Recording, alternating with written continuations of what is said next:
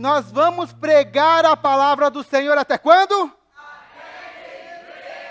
Amém. E nós vamos continuar nessa missão de pregar o Evangelho a todas as pessoas, em todos os lugares, até que Ele venha. Isso é fundamental, é a missão da igreja e nós temos que continuar com isso.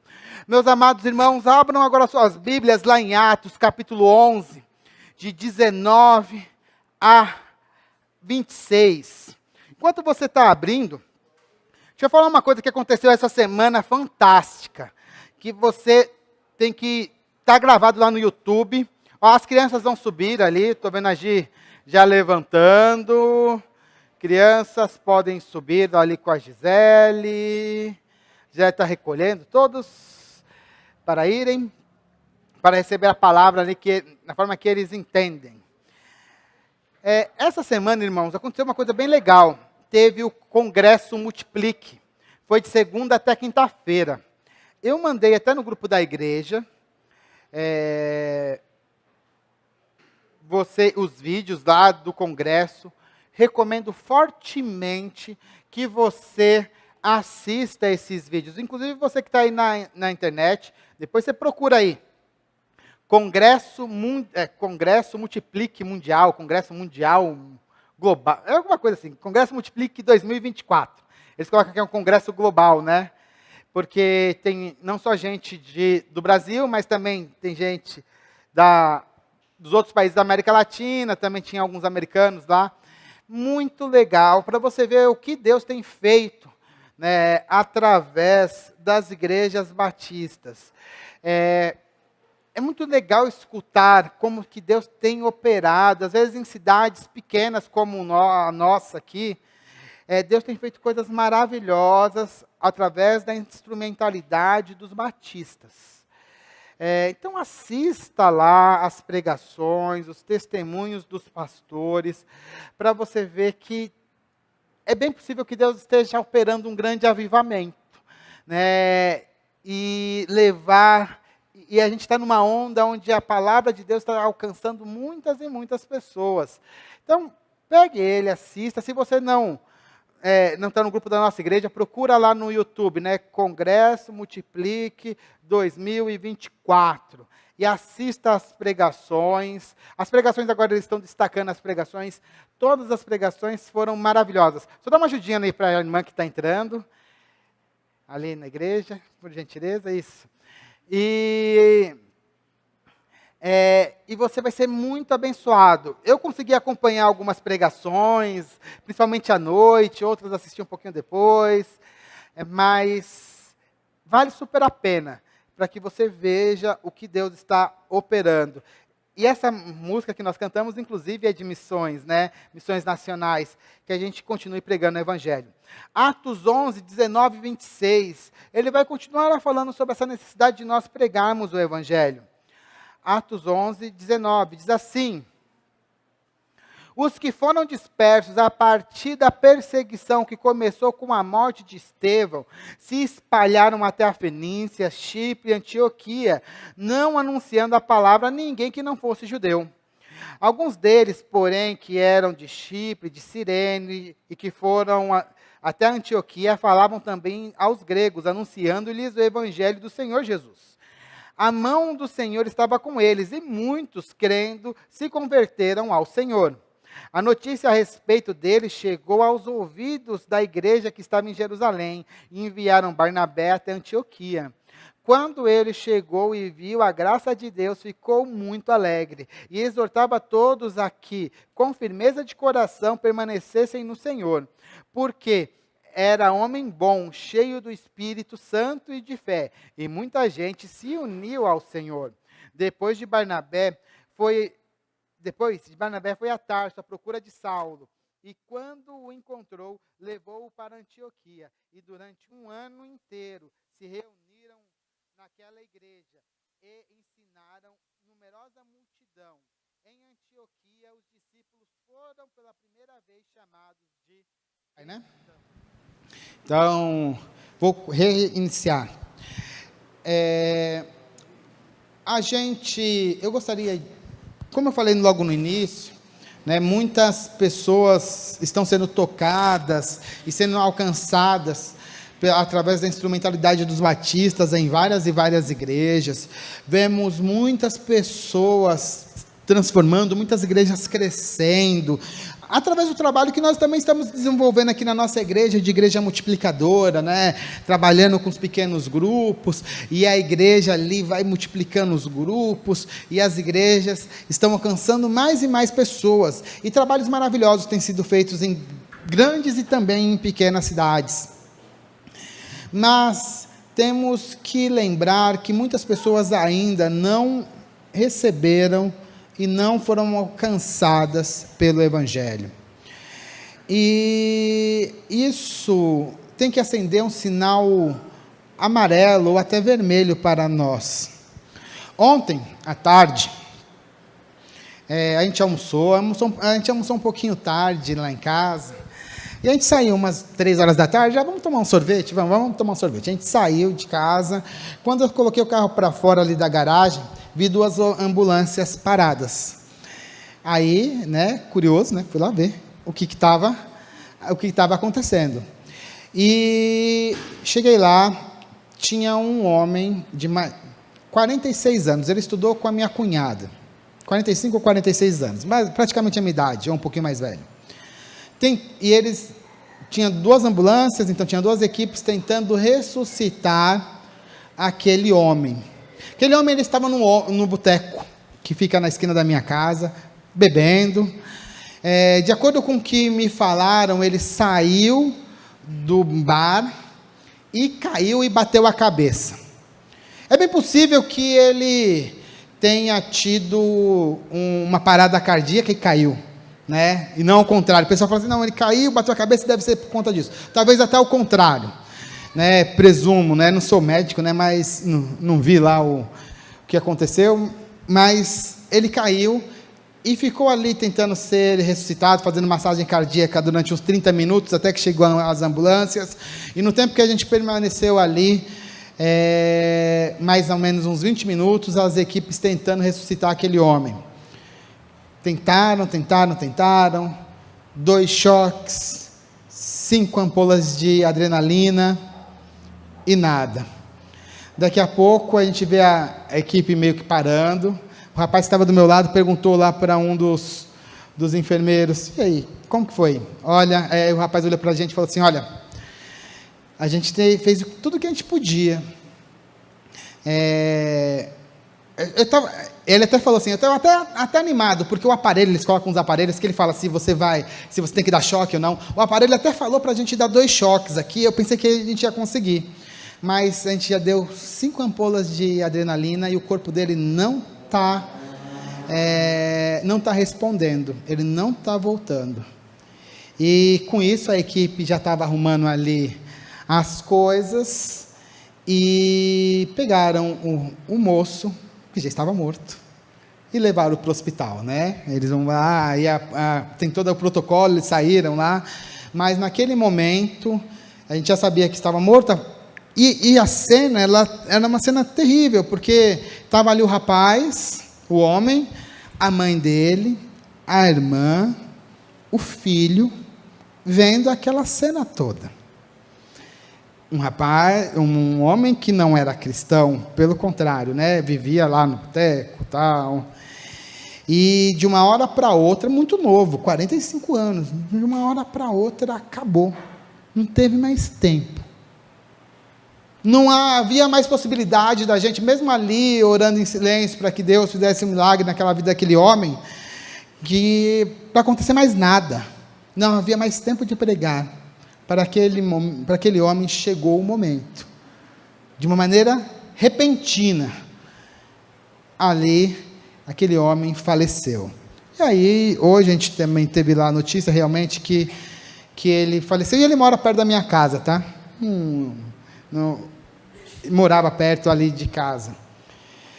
Irmãos, olhando para aquela família e para aquele homem, isso mostra um pouco da urgência que nós temos que ter em relação à pregação do Evangelho. Imagina se a pessoa que tivesse morrido fosse um parente seu. de uma maneira totalmente repentina que você não imaginasse. Fosse aquele seu amigo tão querido, fosse o seu pai ou a sua mãe, que ainda não conhece ao Senhor Jesus, e de uma hora para outra, saindo, caminhando, tivesse ali um mal súbito e viesse a falecer. Há uma urgência que a igreja tem que ter noção, uma urgência da necessidade da pregação do Evangelho. A igreja tem que ter essa urgência. E outra coisa que a igreja tem que ter em mente é a noção do céu e do inferno, da realidade do inferno. Todas as vezes que nós deixamos de pregar o Evangelho para uma pessoa que precisa, essa pessoa pode estar sendo relegada daqui a 1 minuto à condenação eterna. E essa condenação eterna pode às vezes passar de uma certa forma por nossas omissões. Não é nada agradável a gente sair de casa e ver um óbito acontecer na nossa frente, ali, ao vivo e a cores, né? Mas aquela situação me chama muita atenção, a nossa realidade, e como nós muitas vezes ficamos cegos, né, porque ficamos olhando para a nossa vida e pessoas após pessoas não estão sendo alcançadas. Temos uma cidade, nós estamos aqui em Caieiras, 95 mil pessoas.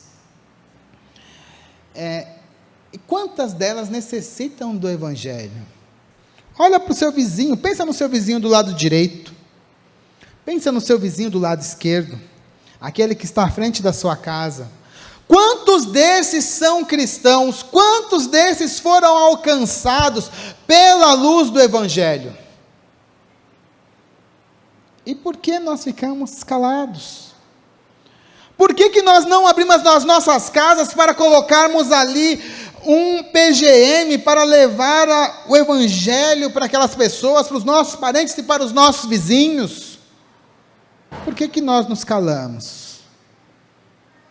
Isso é muito complicado, isso é muito triste, porque a igreja que tem a obrigação de pregar, a última coisa que Jesus falou, né, foi justamente para que nós levássemos o Evangelho a todas as pessoas, batizando em nome do Pai, do Filho e do Espírito Santo, ensinando a guardar todas as coisas que Ele nos ensinou. Essa foi a última recomendação de Cristo. E às vezes a igreja tem sido omissa nesse sentido. O texto que nós lemos nesta noite, irmãos, ele também mostra uma dificuldade da igreja da primeira igreja. A gente chama de, você sabe que normalmente os teólogos chamam de igreja primitiva. Eu não gosto desse nome. Eu gosto de falar da primeira igreja, da igreja de Jerusalém. Nós lembramos aqui no que a gente já pregou em outros momentos dessa série de pregação que estamos fazendo em Atos, como a igreja foi crescendo e as coisas estavam muito legais ali em Jerusalém, bênção, Deus operando milagres, fazendo coisas maravilhosas em Jerusalém, mas Jesus, ele tinha dado ordem para que eles fossem testemunhas não somente em Jerusalém, mas também em Judeia e Samaria e até os confins da terra. Para aquela igreja que estava ali naquele lugar maravilhoso que era Jerusalém, para que ela despertasse para a necessidade de pregar o Evangelho a outras pessoas, Deus permitiu que houvesse a perseguição. Vocês lembram dessa perseguição? Uma perseguição terrível, onde uma pessoa foi cruelmente assassinada Estevão, que era um diácono da igreja, cruelmente. E aí não foi somente a morte de Estevão, mas também outras pessoas foram presas, levadas ao cárcere pelos religiosos judeus. E a igreja, naquele momento, por conta da perseguição, o que ela teve que fazer? Se espalhar, sair de Jerusalém, fugir daquela cidade. Jerusalém, que era uma cidade grande naquela época, tinha mais ou menos 50 mil habitantes, o pessoal teve que fugir ali de Jerusalém, e na hora que eles foram fugindo, os cristãos, conforme foram chegando nas outras cidades, eles chegaram ali e começaram a pregar o evangelho para outras pessoas. Nós vimos como isso aconteceu em Samaria, tem pregação aqui nessa série de mensagem, só você procurar, como que Felipe fez a pregação em Samaria, né? Depois como foi o ministério de Pedro também, o que Deus fez através de Pedro, inclusive abrindo os olhos de Pedro a respeito da necessidade ali de pregar para aqueles que não eram judeus. Mas Jesus falou que não era somente para ser testemunha em Jerusalém, não somente em Judeia e Samaria, mas também era para chegar até os confins da terra. E o texto que nós lemos hoje, ele vai mostrar o começo desse levar o evangelho até os confins da terra. Porque a partir desse momento agora, o evangelho está chegando a outros lugares do Império Romano, fora da Judéia. Ele estava confinado ali a Judéia, a Samaria, mas na hora que teve a perseguição em Jerusalém, alguns foram mais longe, não ficaram só na Judéia, eles foram para mais longe, chegaram em Chipre, chegaram na Fenícia, e até em Antioquia. A princípio, eles só pregavam para judeus, mas daqui a pouco, alguns começaram a pregar para aqueles que não eram judeus, na cidade de Antioquia. Irmãos,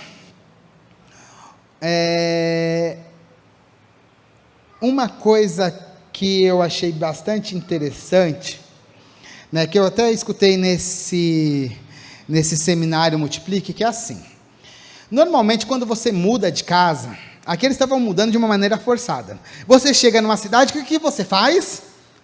Né? Quando você chegou numa cidade ou num bairro novo, qual que é a primeira coisa que você faz?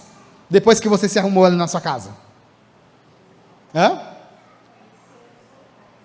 Conhecer os locais ou o que mais? Eu vou falar por mim. Eu iria procurar uma igreja. Não é isso?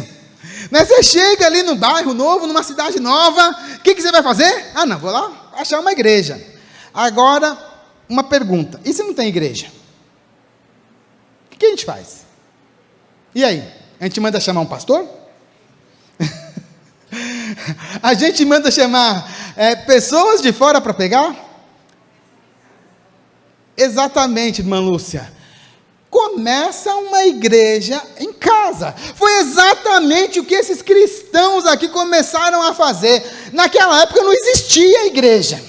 Eles que estavam levando o evangelho. Então, quando eles chegaram ali na cidade de Antioquia, né, na Antioquia da Síria, eles começaram a pregar o evangelho e muitas pessoas iam se convertendo. Eles começaram uma igreja na casa deles, eles começaram uma igreja com seus vizinhos, eles começaram com uma igreja com as pessoas que estavam ali ao seu redor, através da pregação do evangelho.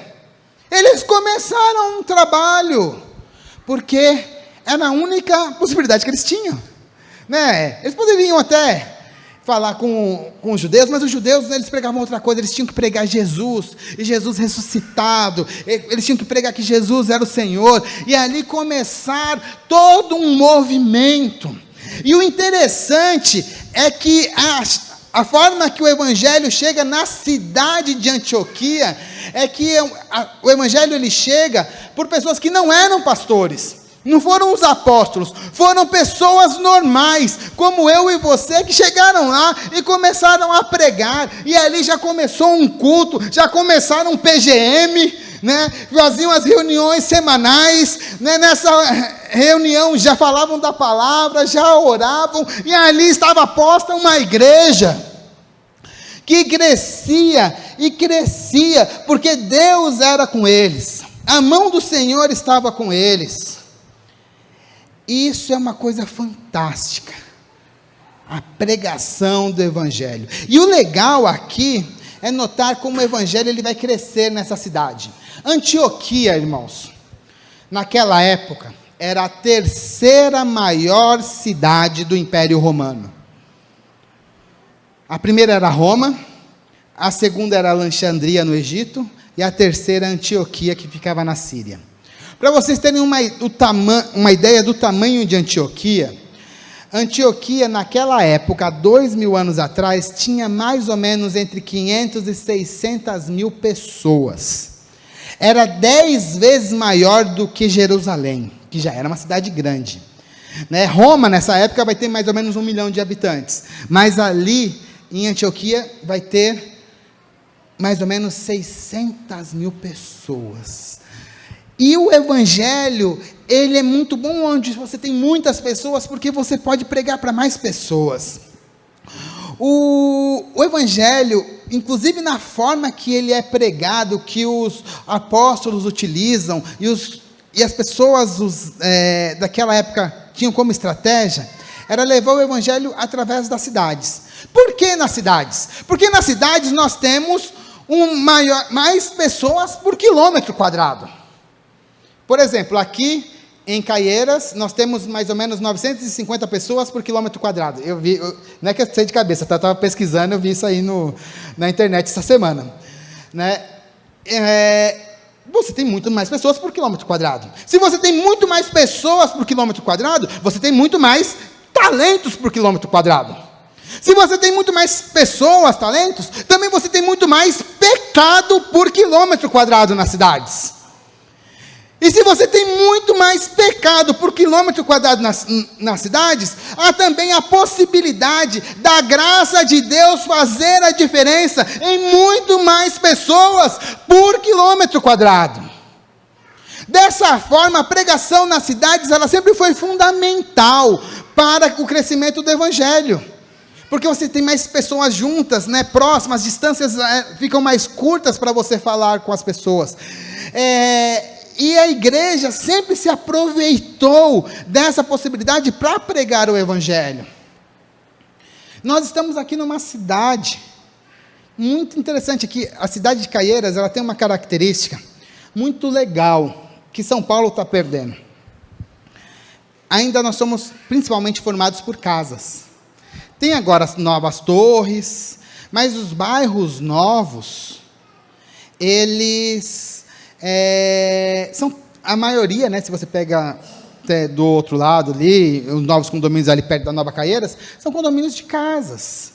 Isso facilita até a gente alcançar as pessoas. Prédios são sempre mais complicados, mas aqui ainda a gente tem essa possibilidade. Aqui a nossa cidade, inclusive, ela nem é uma cidade muito adensada, né, não tem muita gente, e você tem até acesso à casa das pessoas. Olha que bênção, olha que possibilidade, né? Se hoje, por exemplo, um testemunha de Jeová poderia bater na sua porta e você poderia atendê-lo, né? Bem ou mais ou menos bem. Mas também isso abre o espaço para que a gente possa levar o Evangelho para essas pessoas, por conta da característica dessa cidade. E eu vou falar uma coisa que eu estou pensando bastante. Pessoal da mídia, anota isso aí, ó. Cadê? Todos, fica atenção, que é para vocês o recado. Nós estamos vivendo um boom, onde está chegando muita gente na cidade. Né? Tem os prédios ali, né, que estão construindo, os novos condomínios, novos bairros. Você sabe que esse é o principal momento onde a pessoa vai procurar uma nova igreja? Quando a pessoa chega num bairro. E a nossa igreja, ela tem que se posicionar para alcançar. A maior parte dessas pessoas são crentes. Sim, são crentes, mas são pessoas que precisam de comunhão. Por que nós não podemos estar ali alcançando essas pessoas? Aí você fala assim, mas como que a gente pode alcançar essas pessoas? É simples, a nossa igreja tem uma boa penetração na internet para o nosso tamanho, né?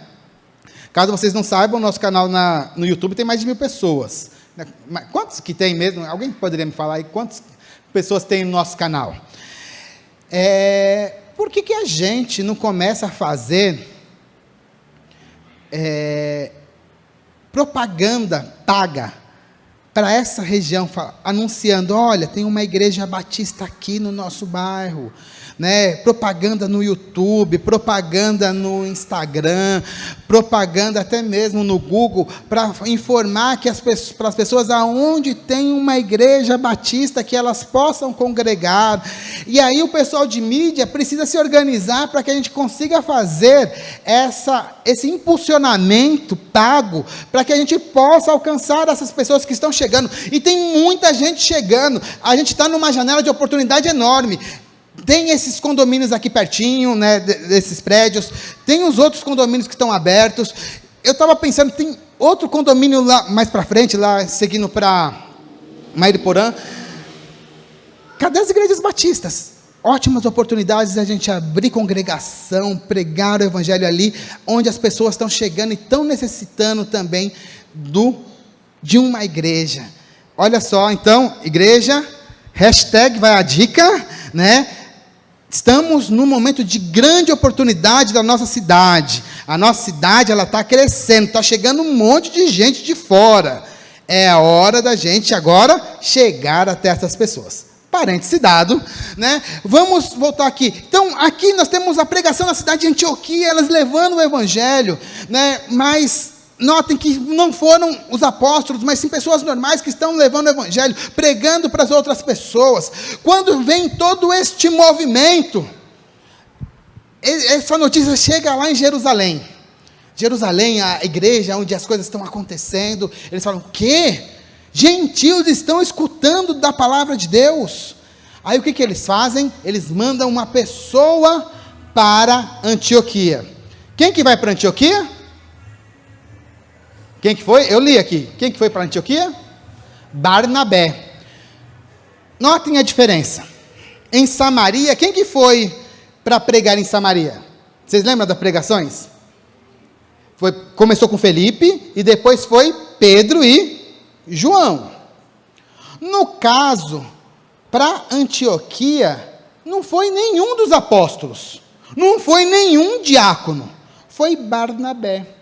Aí eu fico pensando, por que mandaram Barnabé para lá e não foi um outro apóstolo para pregar lá? O que me veio à mente, é uma suposição, mas o que me veio à mente foi o seguinte: primeiro, Barnabé falava muito bem grego, coisa que os outros apóstolos não falavam. E a segunda coisa, Barnabé era daquela região. Barnabé, como que aquela música lá? O meu nome era Barnabé, natural da onde? De Chipre. Chipre é perto de Antioquia. Chipre é uma ilha, tá?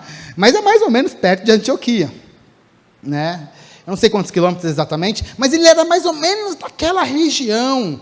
Então, uma pessoa da região saiu ali de Jerusalém para pregar o evangelho ali em Antioquia. Sabe o que isso me traz à mente, irmãos? O que me trouxe à mente foi o seguinte, é que para pregar o evangelho da maneira mais eficaz possível, você precisa de pessoas locais, que conheçam a cultura, que conheçam o lugar, para poder pregar da melhor maneira possível. Ampliando esse conceito, vamos supor para a sua família, quem que é a melhor pessoa para pregar para o seu irmão, para o seu pai e para as pessoas da sua família? É você, meu irmão. Não sou eu não conheço a família, não conheço o que acontece na sua família, qual religião eles são, quais são os anseios da família, quais são os problemas, mas você conhece, e dessa maneira você é a melhor pessoa para pregar o evangelho para as pessoas da sua família. As pessoas que estão em Caieiras são as melhores pessoas para pregar para as pessoas que estão em Caieiras. A melhor pessoa para pregar para o seu vizinho é você mesmo. Barnabé, que era daquela região, mais ou menos daquela região, ele era de Chipre, ele não era bem de Antioquia, ele era de Chipre, mas que conhecia aquela região, ele foi mandado para lá. E ele, quando ele chegou lá, ele não iniciou um trabalho ali. Ele já viu um trabalho que estava acontecendo com muita força. A igreja já estava crescendo. Ele chega, junta, coloca mais conhecimento. Ele era um homem muito piedoso, um homem cheio de fé. E a igreja continua crescendo, crescendo, crescendo, crescendo. E chega um ponto que Barnabé fala assim: ixi, não aguento. Preciso de alguém para me ajudar. E quem que ele vai chamar para ajudar? Paulo. Ele sai dali, vai para Tarso, procura em Tarso Paulo e traz Paulo para Antioquia. E ali em Antioquia, Barnabé e Paulo ficam pregando durante um ano inteiro. E a Bíblia fala que eles pregavam para multidões. Não era para uma pessoa, não era para duas pessoas, mas para multidões. Em um ano, Deus começa a fazer um trabalho maravilhoso ali naquela cidade de Antioquia, e multidões estão se rendendo aos pés do Senhor. Aquela igreja de Antioquia estava transformando inclusive a cidade. E sabe uma outra coisa maravilhosa que a gente vê ali, irmãos? É que aquela igreja de Antioquia, ela é uma igreja que ela está totalmente ligada conosco. Nós falamos muito de Jerusalém, mas Jerusalém nunca foi uma igreja missionária. Era uma igreja que teve muita coisa, muita gente, mas nunca foi uma igreja missionária. Ao contrário disso, é o que acontece em Antioquia. A igreja de Antioquia, ela vai começar um movimento missionário organizado. Ela vai começar a mandar líderes para todos os lugares. Os dois que a gente mais conhece, que estão relatados no livro de Atos, são Paulo e Barnabé. Eles estão ali sediados em Antioquia, e eles vão sair para pregar o evangelho em todo o Império Romano. E assim começa o projeto, não vou falar o projeto, mas eu vou chamar o processo de evangelização mundial. Começa ali naquela igreja de Antioquia. Uma igreja formada principalmente por cristãos que não eram judeus. Uma igreja que conseguia formar seus líderes. Depois a gente vai ver que tinham muitos líderes. Uma igreja que orava muito, uma igreja que era cheia do Espírito Santo, e na hora que Deus falou com ela enviava missionários e sustentava. A igreja de Antioquia, ela é tão forte que até hoje existe uma igreja lá em Antioquia, que é a igreja ortodoxa síria, né, que é sediada lá em Antioquia. E eles falam, se você for procurar lá, eles falam que nós somos a mesma igreja que está aqui em Antioquia há 2000 anos. A igreja de Jerusalém, por exemplo, ela parou. Ela teve um momento lá no século IV, ela saiu ali no ano 70 ela sai de Jerusalém. Mas a igreja de Antioquia continua até hoje lá, firme e forte. E eles chegaram até nós. E o que isso me mostra, irmãos? Mostra que pessoas como nós podemos iniciar coisas maravilhosas que a gente nem imagina ali, que podem impactar cidades. Que primeiro, deixa eu fazer a ordem correta, que vão impactar vidas, vão impactar famílias, que vão impactar cidades, e cidades vão impactar impérios, e isso vai alcançar ao mundo inteiro, porque nós temos que pregar o evangelho até quando? Até que ele venha. Irmãos, o tempo urge. Aquela igreja de Antioquia foi uma igreja muito, muito utilizada por Deus. Muito do que a gente conhece do evangelho veio de Paulo, e Paulo estava lá naquela igreja.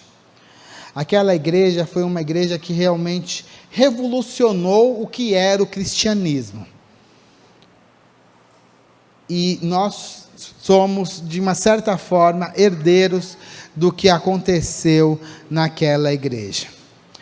Mas eu quero voltar ali ao princípio, que aquela igreja ela tinha urgência, ela entendia da urgência, ela pregava com bastante temor, e a todas as pessoas, quebrando barreiras culturais, mas sempre pregando o evangelho, com muita fidelidade, enviando pessoas com muita fidelidade, porque sabia que as pessoas necessitavam do evangelho, sabia que tinham muitas pessoas que estavam morrendo, pagãos morrendo sem Cristo, e quando se morre sem Cristo, se vai para a ira, né? Cai na ira do Senhor, vai para o sofrimento eterno. Aquela igreja nunca calou-se, enquanto ela existiu, e ela existe até hoje. Ela nunca perdeu, talvez hoje ela tenha perdido a visão missionária, ela tem menos visão missionária, mas essa visão missionária chegou até a gente, e que a gente continue a pregar o evangelho. Meu amado, quero concluir, meu amado e minha amada, temos que ter urgência, temos que entender que o tempo é agora. Não devemos de maneira nenhuma nos calar, porque pessoas estão morrendo sem Cristo. Ontem foi esse rapaz, Laércio, era o nome dele, que faleceu sem Cristo. Ele, infelizmente, por tudo que a gente sabe ali, né, e tudo que aponta, ele morreu sem Cristo. Ele não vai passar a eternidade com Jesus. Isso não é um motivo de alegria, é um motivo de tristeza. E quantos Laércios nós vamos ter que ver morrendo? Irmãos, tenhamos prioridade na pregação do evangelho, e que Deus nos abençoe. Vamos nos levantar e vamos orar. Pai, em nome do Senhor Jesus, eu peço, Pai, para que o Senhor toque nos nossos corações, e para que o Senhor abra, Pai, o nosso entendimento da prioridade que nós devemos ter como igreja em pregar o seu evangelho. O Senhor tem cuidado de nós, tem nos abençoado, tem estado conosco em todos os momentos, e o Senhor tem sempre manifestado o seu amor e a sua misericórdia, que nós possamos, Pai, ser emissários, que possamos ser pessoas que levam esse amor e a misericórdia a todas as pessoas. Não, Pai, não deixe com que nós fiquemos calados, pelo contrário, que a gente possa levar o evangelho a todas as pessoas. Ó Deus, em nome do Senhor Jesus, nos incomode, Pai, para que nós possamos pregar, Pai, e também, Pai, que nós possamos ser pessoas de oração, que orem pelos perdidos, ore por aquelas pessoas que necessitam de Ti, Pai. Levanta, Pai, diante de nós, Pai, essa vontade de estar contigo, orando cada vez mais, Pai, neste propósito de levar o evangelho. Ó Pai, em nome do Senhor Jesus, que a nossa igreja, Pai, tenha o mesmo espírito da igreja de Antioquia, uma igreja que pregava o evangelho, uma igreja, Pai, que alcançava os perdidos, uma igreja, Pai, que levava, Pai, a sua palavra a todas as pessoas. Ó Deus, em nome do Senhor Jesus, nos dê prioridade, é o que nós te pedimos, em nome de Jesus, amém e amém.